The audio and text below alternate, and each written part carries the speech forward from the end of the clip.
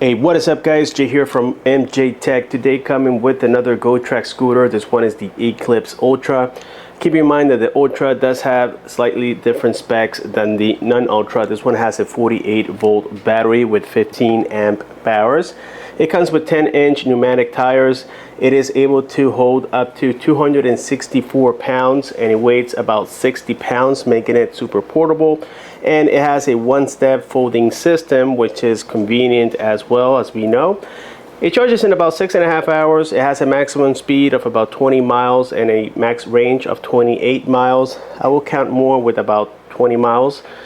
It comes with a 500-watt motor, and like I said, 10-inch pneumatic tires. It has a aluminum alloy frame, and it is a pretty nice scooter all the way around, guys. Also, it has dual suspension. It comes with dual dump brakes and also EABS, which is electric braking as well. And it is quite equipped for the price. I think this one right now is in the $700 range, but if you get the non-Ultra, that one is about $500 approximately. So here, guys, without further ado, let's jump right in it and see what comes inside of the box as usual. Good news is that today, well, this being only about 60 pounds, I don't think I need to use my electric hoist.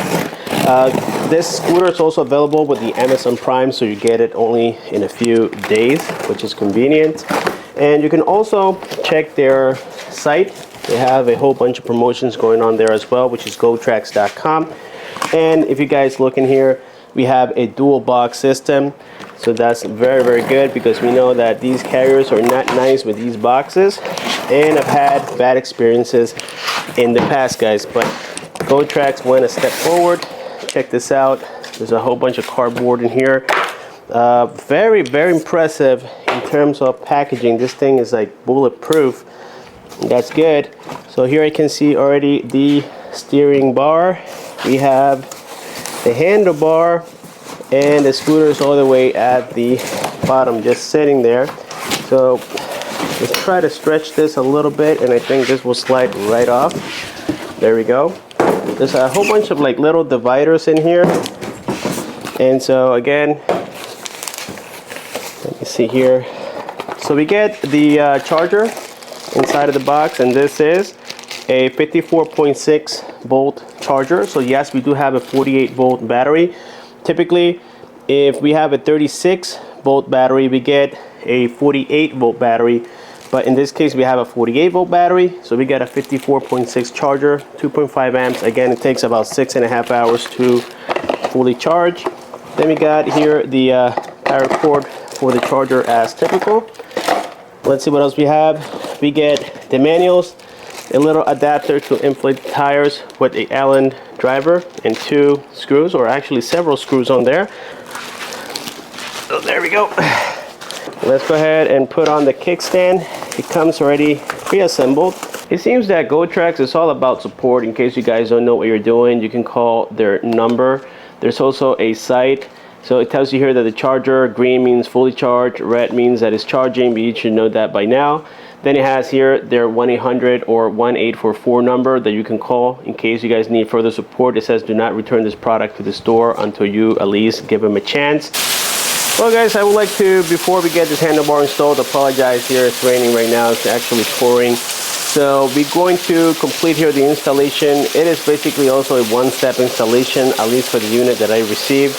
All we have to do is simply connect this wire that comes already sticking out. You have to remove the one that comes inside of the handlebar. And there's only one way you can put them in. It has a little arrow. You have to match one arrow with the other arrow.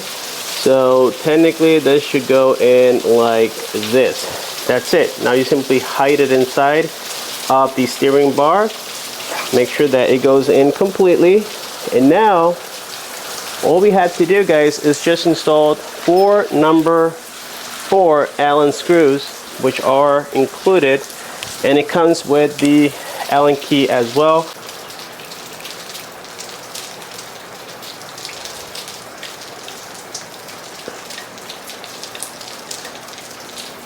The included tire inflator adapter that you guys get is for the rear tire.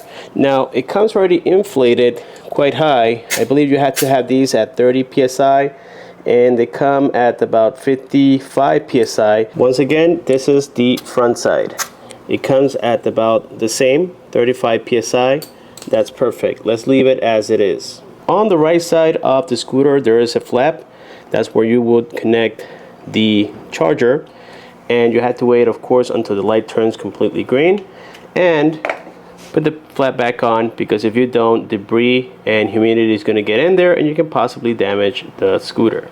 The one-step folding system works pretty much straightforward. You have this little latch that you have to lift on the front. Then you move this entire handle towards the front like so. And then you have another little latch right here. You move that forward and the whole thing just folds like that. To bring it back to normal, you do the same thing in reverse. As a matter of fact, if you move this towards the bottom, it unclips completely. And then once you put the hook to the steering bar right here, you move this upwards again, and that's it, guys. Super simple to do. Quite stiff. So I'm pretty sure this is mainly for on-road use. And this is the rear suspension, spring powered, as you can tell. And from what I can see, it is not adjustable. Now with the assembly completed, we have a couple components on here. First of all, we have the two levers for the brake. One is for the rear, one is for the front. And once again, these are drum brakes. We have a little hook here for bags to carry stuff around. We have a little bell as well. We get the throttle. Now the throttle does come with cruise control. Just keep that in mind. You have to hold the speed steady for about 10 seconds and that'll activate the cruise control. And we have a little peel here that we had to remove from the display. There we go. And when you first start it, it comes with a passcode by default. So you press and hold for about 3 seconds and that'll get it started. Then you're going to be prompted with this little passcode. It's about 3 digits. So if you press the throttle once, it's going to be by default 3 zeros. So that's 0. Then we go to the next bar. Then that's 0. Then we hit the throttle once more and that's 0, 0, 0. So that's the default password. To confirm, you double press the power key and now we are into the main menu. To turn on the headlights and the tail light, all you have to do is press it twice quickly. Now we have the headlight on and the tail light. I'm not sure if you guys can see it right there, but yes, it is working, so that's good. To turn it off, do the same thing. To change from miles per hour to kilometers per hour, you press this 3 times. 1, 2, 3, and now it goes into kilometers per hour. Press it again, 1, 2, 3. Now we go back into miles per hour. And if you guys press it once quickly, we are on sports mode. That'll take you up to 20 miles an hour.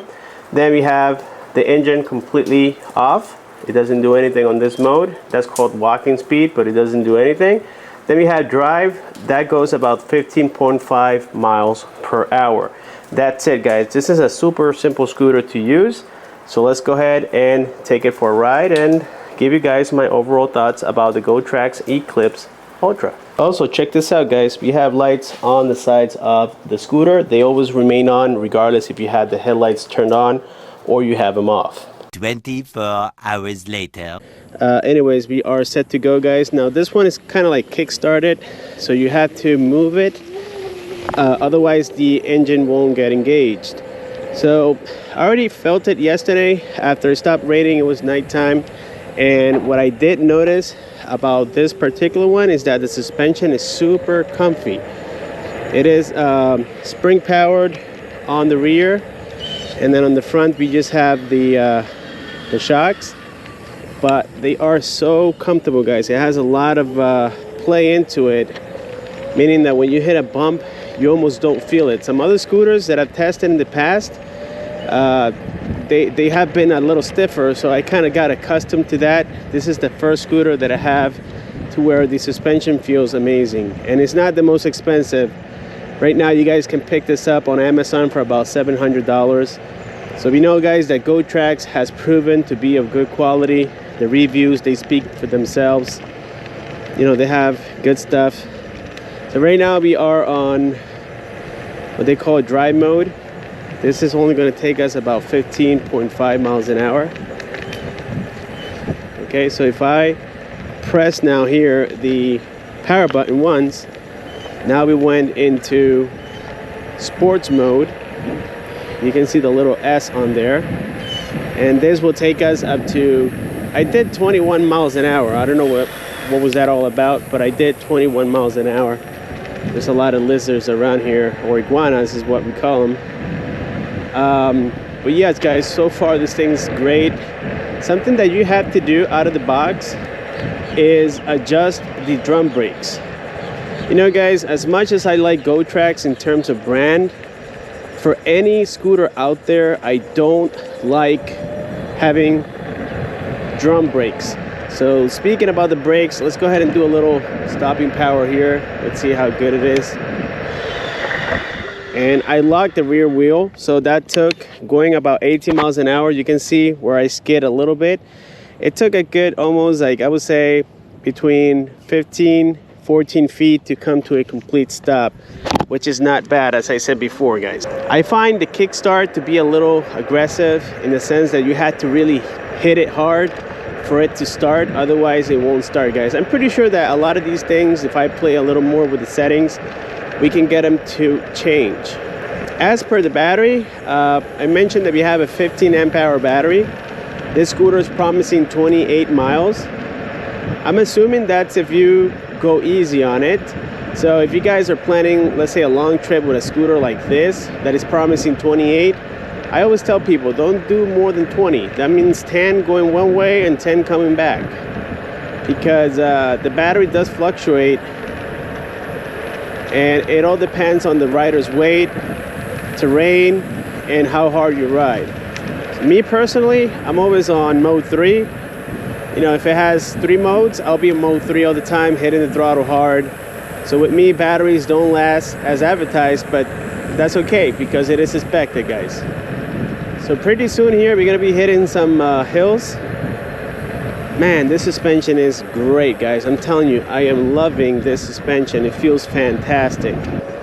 So here, guys, we're about to test a hill that I consider to be quite aggressive. This one has like a 15% incline. So let's see how it does. Here we go.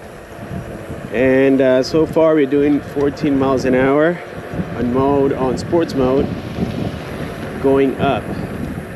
So that's not disappointing whatsoever. Now here we're gonna hit the gravel, guys. This is not advertised as being a off-road scooter, so you know, you can use it at your discretion. You know, me personally, I will keep it on road most of the time unless you don't have another option. Well, okay, but again, that suspension here, guys, I'm barely rattling.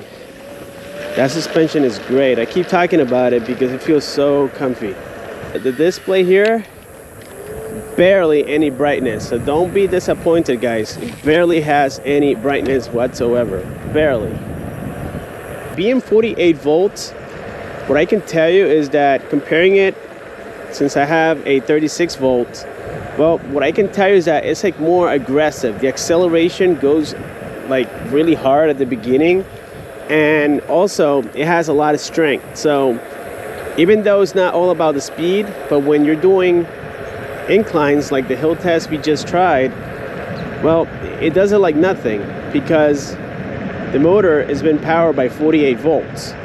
Let's do a little bit of off-roading just for the hell of it. And no, guys, it completely died here. It is not good for off-roading at all. Now here we have the cruise control. It just kicked in, guys, right here at 20 miles an hour, as you can tell.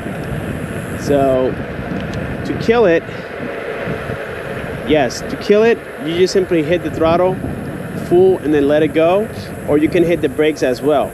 I wish I had a dedicated button for that, because when you have a dedicated button, you know, it's a lot easier. You don't have to be holding speeds for 10 seconds and whatnot. But hey, it's a nice feature to have, even though for a lot of people you're not going to find it to be very accurate. But hey, it's better to have something than nothing, you know. You also get here a little bell, and I think you know, I'm not sure, I'm not 100% that, but I think that regulations, in order for this to be sold in the USA, all of the scooters and e-bikes and everything that is electric has to have some sort of horn or something like a bell just to alert others, guys. I think that's a standard feature for everybody. The deck here, guys, is not the widest out there, but I don't think you need more than 8 inches. This one is 8.8 inches, and it is fantastic. You know, no complaints there at all. Also, the steering bar here, even though it is a one folding system, it's holding great. This thing feels nice and firm. It doesn't feel like you're gonna break it.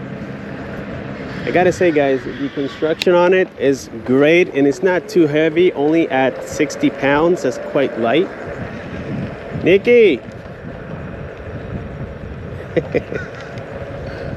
You know, when I was younger, I used to say, like many younger people say, oh, I'm never gonna have kids. Ew, I don't like kids.